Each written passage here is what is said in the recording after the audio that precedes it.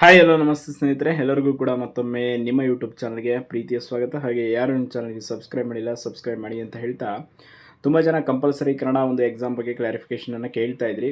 ಯಾಕೆ ಅಂತಂದರೆ ಇತ್ತೀಚೆಗಷ್ಟೇ ಕಮರ್ಷಿಯಲ್ ಟ್ಯಾಕ್ಸ್ ಇನ್ಸ್ಪೆಕ್ಟರ್ ಪರೀಕ್ಷೆಯನ್ನು ಬರೆದಂಥ ಸಂದರ್ಭದಲ್ಲಿ ಕಂಪಲ್ಸರಿ ಕನ್ನಡ ಪ್ರಶ್ನೆ ಪತ್ರಿಕೆಯನ್ನು ನೀವು ಬರೆದಿರ್ತೀರಾ ಆ್ಯಂಡ್ ಅದರಲ್ಲಿ ರಿಸಲ್ಟ್ ಕೂಡ ಬಂದಿದೆ. ಈಗ ಆಲ್ರೆಡಿ ತುಂಬ ಜನ ಪಾಸ್ ಆಗಿದ್ದೀರಾ. ಸೊ ಈಗ ನೆಕ್ಸ್ಟು 15ನೇ ತಾರೀಕು ಇರುವಂಥ ಗ್ರೂಪ್ ಬಿ ಎಕ್ಸಾಮ್ ಆಗಿರ್ಬೋದು ಆ್ಯಂಡ್ ಡಿಸೆಂಬರಲ್ಲಿರುವಂಥ PDO ಎಕ್ಸಾಮ್ಗೆ ಕಂಪಲ್ಸರಿ ಕನ್ನಡ ಇದೆ. ಸೊ ಆ ಒಂದು ಪರೀಕ್ಷೆಗಳಿಗೆ ಇದ್ದವ್ರಿಗೂ ಕೂಡ ಬರೀಬೇಕಾ, ಈಗ ಆಲ್ರೆಡಿ ಫಲಿತಾಂಶ ಬಂದಿದೆ, ನಾವು ಪಾಸ್ ಆಗಿದ್ದೀವಿ ಅನ್ನೋ ಒಂದಿಷ್ಟು ಗೊಂದಲದಲ್ಲಿದ್ದೀರಾ. ಅದಕ್ಕೆ ಸಂಬಂಧಪಟ್ಟಾಗಿ ಇವತ್ತು ಅಖಿಲ ಕರ್ನಾಟಕ ವಿದ್ಯಾರ್ಥಿ ಸಂಘಟನೆಯ ಪ್ರೆಸಿಡೆಂಟ್ ಆಗಿರುವಂಥ ಕಾಂತ್ ಕುಮಾರ್ ಸರು ಹಲವಾರು ವಿಚಾರಗಳನ್ನು ಇಟ್ಕೊಂಡು KPSCಗೆ ಭೇಟಿಯನ್ನು ಕೊಡ್ತಾ ಇದ್ದಾರೆ. ಮೊದಲನೇದು ಈ compulsory Kannada clarification, account assistant, statistical inspector ಮೊದಲಾದ ಒಂದು ಈಗ ಆಲ್ರೆಡಿ DV ಮುಗಿದಿದ್ದು ಅದರ ಒಂದು ಪ್ರಾವಿಷನಲ್ ಲಿಸ್ಟನ್ನು ಬಿಟ್ಟಿಲ್ಲ.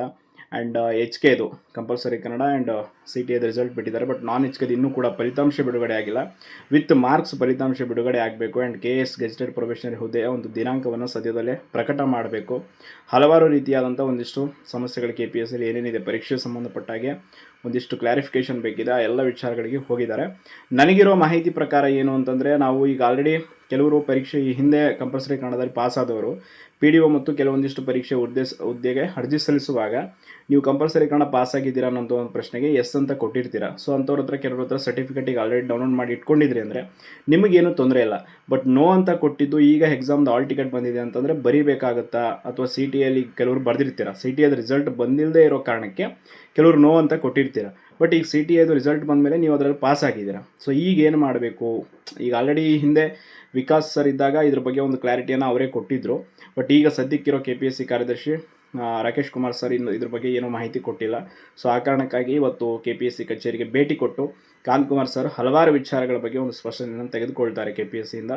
ಸೊ ವಿಶೇಷವಾಗಿ ಗೆಜೆಟೆಡ್ ಪ್ರೊಬೇಷನ್ ಹುದ್ದೆಗಳದು ಈಗ ಆಲ್ರೆಡಿ CM ಅವರ ಆದೇಶದಂತೆ 2 ತಿಂಗಳೊಳಗಾಗಿ ಪರೀಕ್ಷೆಯನ್ನು ಮಾಡಿ ಅಂತ ಹೇಳಿದ್ದಾರೆ. ಬಟ್ KPSCಯಿಂದ ಯಾವುದೇ ಪ್ರೆಸ್ ನೋಟ್ ಇಲ್ಲ. ಸೊ ಇನ್ನೂ ಕೂಡ ಏನು ಮಾಹಿತಿ ಇಲ್ಲ ಅಧಿಕೃತವಾಗಿ.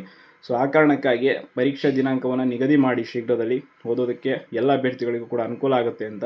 ಆ್ಯಂಡ್ 402 PSI ಎಕ್ಸಾಮ್ದು ಈಗ ಆಲ್ರೆಡಿ ಕೋರ್ಟ್ ಮೂಲಕ ಏನಾದರೂ ಒಂದು ತಡೆಯನ್ನು ತರೋದಕ್ಕೆ ಅಖಿಲ ಕರ್ನಾಟಕ ವಿದ್ಯಾರ್ಥಿ ಸಂಘಟನೆ ಹೋರಾಟ ಮಾಡ್ತಾ ಇದೆ. ಯಾಕಂದರೆ ಹಲವಾರು ಜನ UPSC ಪರೀಕ್ಷೆಯನ್ನು ಬರೀತಾ ಇರೋದ್ರಿಂದ ಅವತ್ತೇ 2 ಎಕ್ಸಾಮ್ ಡೇಟ್ ಕ್ಲಾಶ್ ಇದೆ. ಬಟ್ ಅದ್ರ ಬಗ್ಗೆ 100% ಗ್ಯಾರಂಟಿ ಇಲ್ಲ ಪೋಸ್ಟ್ಪೋನ್ ಬಗ್ಗೆ.